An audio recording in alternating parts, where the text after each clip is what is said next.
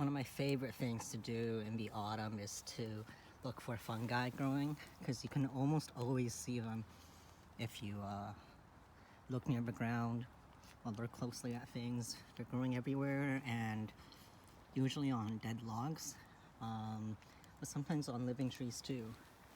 And you can see more over here, and it's just its own little ecosystem, and it's super cool.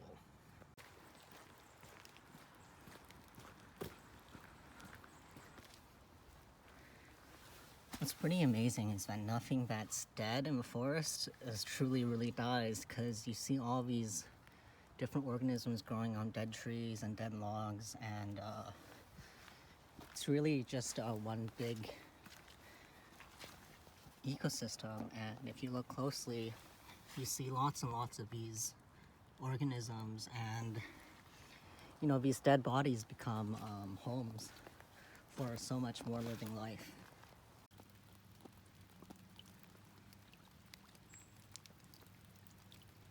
You can even see like little baby plants and trees growing out of dead logs, and nature recycles everything, and in forests that are left untouched, they thrive on their own, and what's dead sort of becomes reincarnated in these new living things.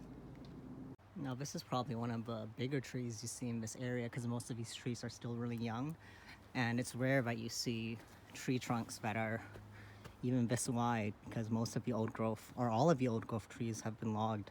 But sometimes you see these like giants that are still like small for tree size, and it's layers of thick bark that protect it. It's really like the skin of a tree. It protects it from fungi and invasive species, and they're so tall, and you can see most of its conifers are way up in the canopy, where it spreads out for sunlight, and it doesn't really waste energy growing anything down here, because it doesn't get much light at all. You can see these little mushrooms starting to sprout from this log, which has already been covered in moss and new growth. And this is tiny, like it's barely the size of my fingernail, but if you look closely, you can always see things growing. And it's a really good thing that this park is protected now and no more logging can be done, because if this place is left alone for a few hundred years, it's gonna grow back into an old growth forest, and they thrive on its own. I mean, it's a hard life here for any species, but on its whole, it's just this one big family of dynamic organisms, from smallest bacteria to the largest trees. And it's pretty vital we keep these forests, because they not only provide oxygen and control climate change, but they also are very vital for the climate of the area. This is very cool, and probably not good for the tree, actually, because when you see fungi growing out of a tree bark mostly, it probably means that the mycelium of the mushrooms have really taken hold inside its branches and trunks. I mean, sometimes fungi live symbiotic relationships with trees, so they help each other grow, but other times they're sort of like invasive. And it's just part of a life cycle of a forest, and it's why many baby trees don't grow old. It's quite a lot of selection pressure, and trees can adapt to attackers by growing thicker bark, or by sending out chemical signals that attract the predators of its invaders. But sometimes life finds a way.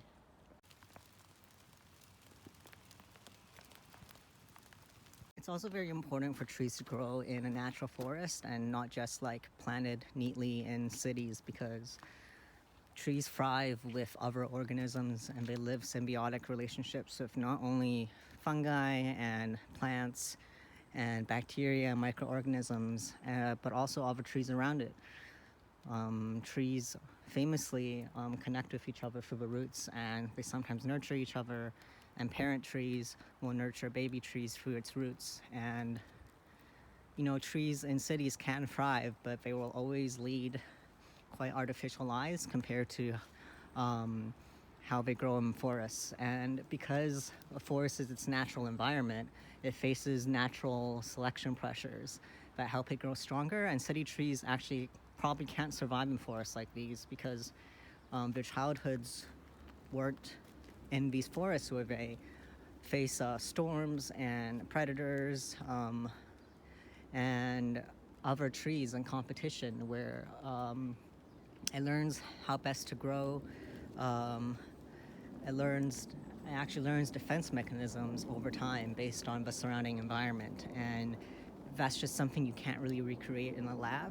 Um, so when you see natural forests like these, you know that they're living the healthiest they can really be.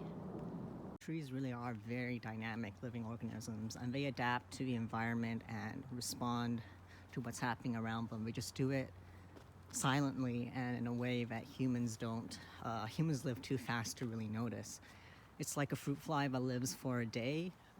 What it sees of human life is probably not representative of our lifespan and everything that goes on. And it's the same for us and trees. Trees live for hundreds and thousands of years, so long that we really only see, like, comparatively, like a few days in their lives, and we can't really grasp how alive it is and how dynamic it is.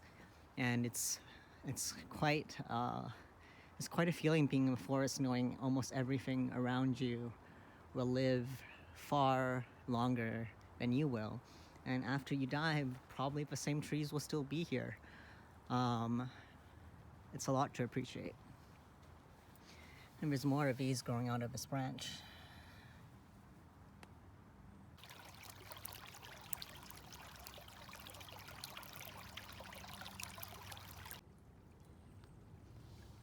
And this is by the stream. You can see it growing from here. I did a double take when I saw this, but this fallen log has just so many mushrooms blooming from it. And all these mushrooms are part of one organism. And if you dissect the log, you'll probably see its mycelium inside. It is very gorgeous. Looking up too, you can see that is super cool. Mushrooms and fungi growing out of this tree. This tree's probably not doing great, but look at that. You look at this mound of wood and you can barely recognize it, but it's almost definitely like a fallen tree or log that's decayed so much and is now part of a forest floor, and it lives again.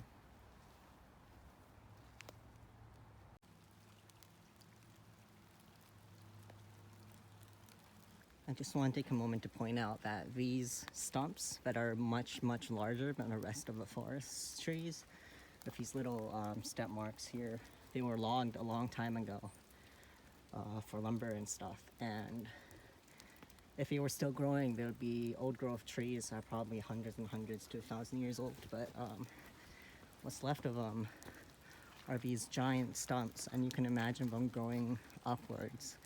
And all the other trees that are still living are still relatively young, even though they're also probably a few hundred years old. But yeah, these stumps are noticeably wider than the rest because they're what's left of the old growth here. They're still fostering life. You can see lichen and other plants growing on top, but they themselves died or were logged a long time ago. And these little tiny thin trees are essentially babies, and once their parents die in a few hundred years, when they're exposed to more sunlight, they'll start their growth spurt. But they're likely to stay in their childhood here, likely being fed by adult trees through their roots for a few hundred years or more. And there's a lot of small baby ones here, and if we leave this forest for a few thousand years, it'll create another old growth.